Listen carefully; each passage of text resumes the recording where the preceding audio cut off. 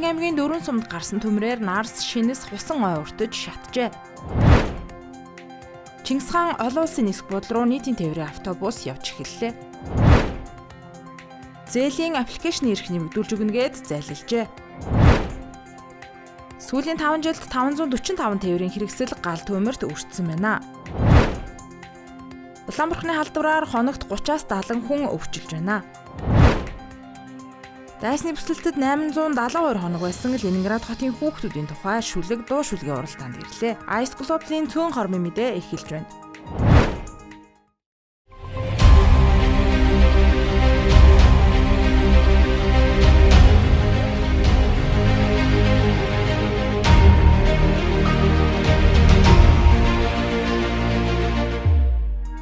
Сэлэнг аймгийн Цагаануур зүүн бүрэн Ерөө Түшиг зэрэг Дөрвөн суманд гарсан ой хэрийн төмрээр нийтдээ 8,000-аас 9,000 га талбай шатаж Шинэс хус Нарс модон ой өртсөн байна.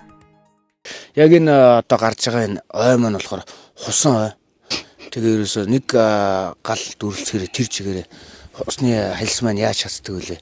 Тэр чигээрээ ерөөсөн ойрт гарахгүй маш өндөр өвчтэй галаа болцож салхилж галаа болцож шатж байгаа юм л да. Тэрэн дээр болохоор бид тэр дотор нь ер нь ороход маш хүндрэлтэй байгаа болохоор гаднаас нэргэд сурвдж ажиллаж байгаа. Хүндрэлтэй зүйлүүд үйл байна. Салхихтэй байна.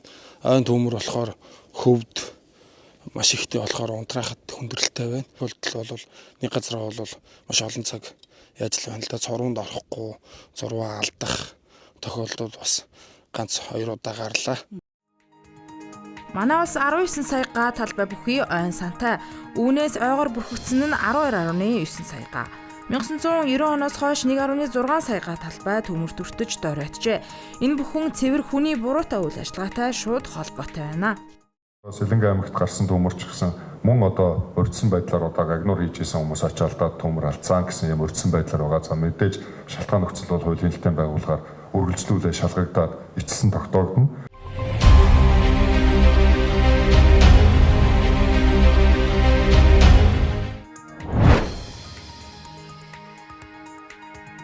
Чингис хаан олон улсын нисэх буудлын руу нийтийн тээврийн автобус явж эхэллээ. Тодорхойлбол Х-19 Чингис хаан олон улсын нисэх буудал 5 шар чиглэлд том хүн 15,000, хүүхэд 7,000 төгрөгөөр зорчно. Харин Х-20 5 шараас Чингис хаан олон улсын нисэх буудал чиглэлд том хүн 10,000, хүүхэд 5,000 төгрөгөөр зорчих юм а. Дээрх үйлчилгээг нийтийн тээврийг хөгжүүлэх сангийн санхүүжилтээр Бүгд найрамдах Хятад ард улсын Yutong Bus компаниас худалдаа авсан 10 автобусаар үзүүлж байна.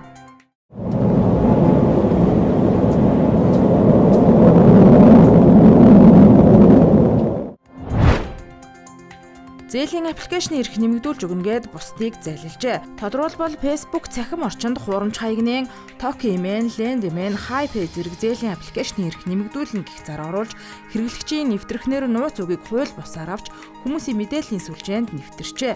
Олон удаагийн үйлдэлээр зээл авч их хэмжээний ашиг олж амьдралын их үсвэрээ болгосон хэргийг цагдаагийн байгууллага илрүүлээд байна.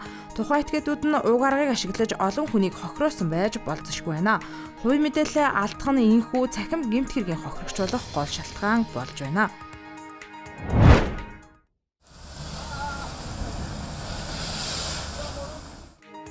Нийслэлийн хэмжээнд гудамж замын хөдөлгөөнд оролцож байгаа тээврийн хэрэгсэлд гарсан галыг судлаж үзэхэд сүүлийн 5 жилд 545 тээврийн хэрэгсэл гал төмөрт өртжээ. Үүнээс 512 суудлын автомашин, 33 нийтийн тээврийн хэрэгсэл тус өртөж 1.1 тэрбум төгрөгийн хохирол учирсан байна. Тээврийн хэрэгслийн гал төмрөөс урьдчилан сэргийлье.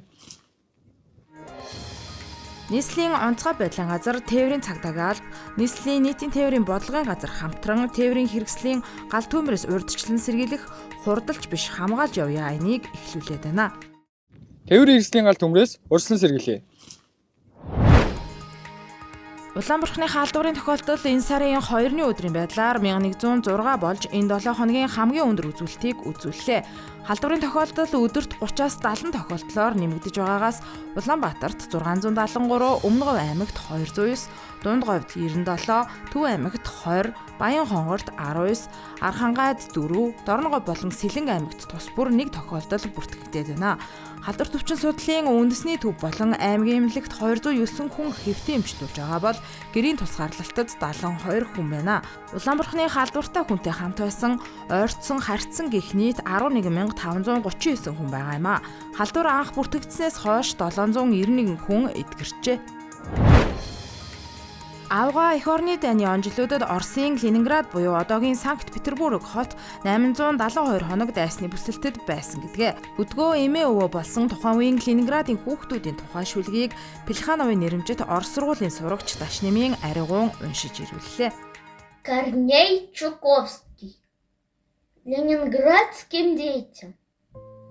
Промчатся над вами года за годами, и станете вы старичками. Теперь белобрысые вы, молодые, а будете лысые вы и седые. Авгаа эх орны дайны ялалтын 80 жилийн зориулан манай телевизээс зохион байгуулж байгаа дуу шүлгийн уралдаан энэ сарын 9-ний өдрийг хүртэл үргэлжилнэ. Уралдааны тухай мэдээллийг манай телевизийн цахим хуудаснаас аваарай. Ice Globe-ийн цөөн хормын мэдээ байла. Амралтын өдрүүдэд ая тухтай өнгөрүүлээрэй.